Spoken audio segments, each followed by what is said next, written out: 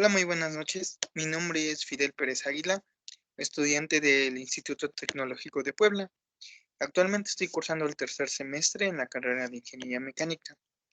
Eh, a continuación, el tema que yo les vengo a presentar es sobre la resultante de un sistema de fuerzas. La resultante de un sistema de fuerzas.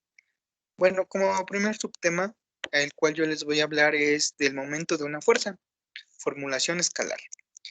Se puede decir que cuando una fuerza se aplica a un cuerpo, esta producirá una tendencia a que el cuerpo gire alrededor de un punto que no está en la línea de acción de la fuerza.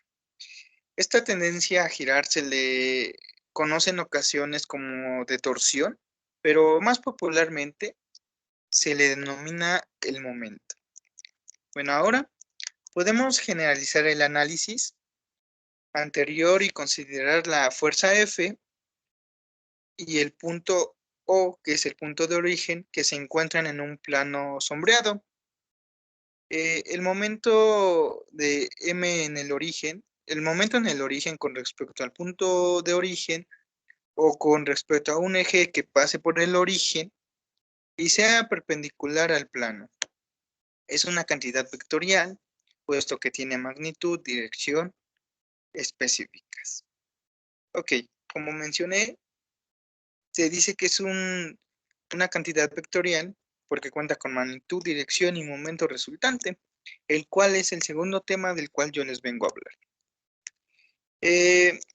Bueno, vamos a empezar diciendo magnitud. Magnitud se expresa como MO es igual a fuerza por distancia, donde D es el brazo de momento o distancia perpendicular desde el eje en el punto de origen hasta la línea de acción de la fuerza. Ahora les mencionaré sobre la dirección.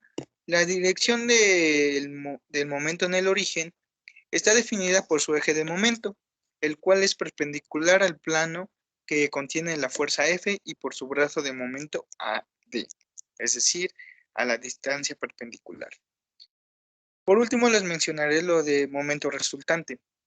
Bueno, para fuerzas que se encuentran en el plano XY, el momento resultante con respecto al punto de origen, el eje Z, puede determinar al encontrar la suma algebraica de los momentos causados por todas las fuerzas del sistema. Por conversión de signos se considera a los momentos positivos como en sentido antihorario, los momentos negativos serán en sentido horario. Bueno, para simplificar un poco lo que les acabo de decir, se puede observar todo en mi imagen del lado izquierdo, donde estamos determinando nuestro momento en el origen, que es la sumatoria de todas las fuerzas multiplicadas por la distancia perpendicular. Puede haber fuerzas 1, fuerzas 2, fuerzas 3, a la n, a lo mismo que la distancia perpendicular. Bueno, por último yo les voy a hablar sobre el principio de momentos.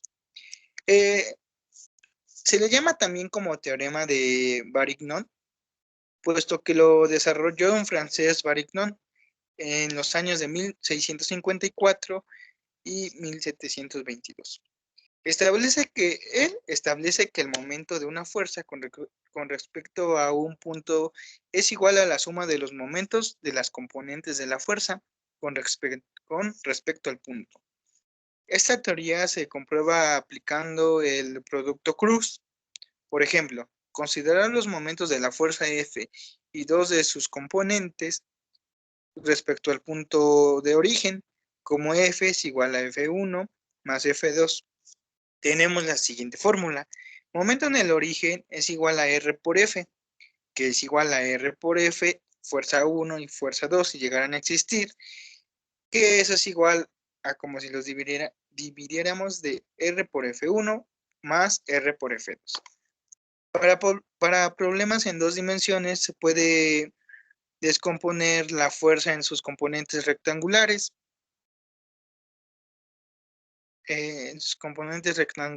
Y después determinar el momento con un análisis escalar de la siguiente manera. El momento en el origen es igual a XY menos la fuerza ejercida en el Yx. Se puede decir que por lo general este método es más sencillo que determinar el mismo momento con la fórmula que le presenté anteriormente, que es el momento del origen es igual a la fuerza por la distancia perpendicular. Bueno, por último yo les vengo a presentar un problema sobre este tema, el cual es el 4.23 del libro de la 12ª edición de Hilbert, el cual nos dice, determina el momento mínimo producido por la fuerza F respecto al punto A y dice que especifique el ángulo cuando sea menor a, cuando el ángulo sea menor a 0 y menor a 180 grados. Bueno, como pueden observar, yo hice mi diagrama.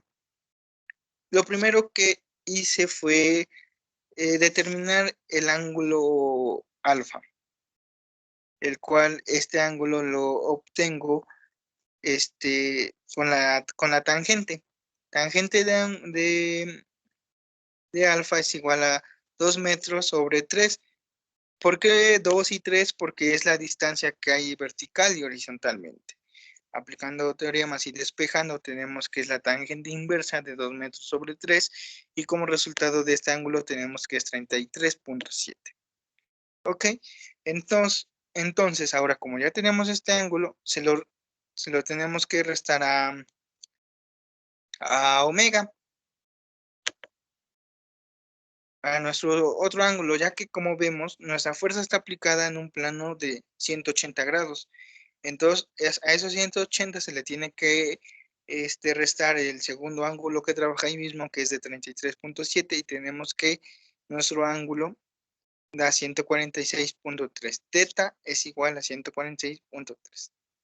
Bueno, ahora lo que el ejercicio también nos pedía anteriormente es que determinemos el momento mínimo producido por la fuerza F. Entonces, el momento mínimo respecto a A, ya que está ejercida sobre la tabla que vemos ahí, la fórmula la tenemos que es fuerza igual multiplicada por la distancia perpendicular, el cual tenemos que nuestra fuerza vale a 400 newton, ya que nos lo dicta nuestro diagrama, y lo multiplicamos por nuestra distancia que es 0. ¿Por qué lo multiplicamos por 0? Porque la misma fuerza no existe una distancia entre la fuerza aplicada y el ángulo. Entonces tenemos que 400 por 0 nos da 0. Entonces la fuerza mínima aplicada en el punto A es igual a 0. Bueno, con esto yo concluyo mi presentación. Muchas gracias por escucharme. Nos estamos viendo. Bonita noche.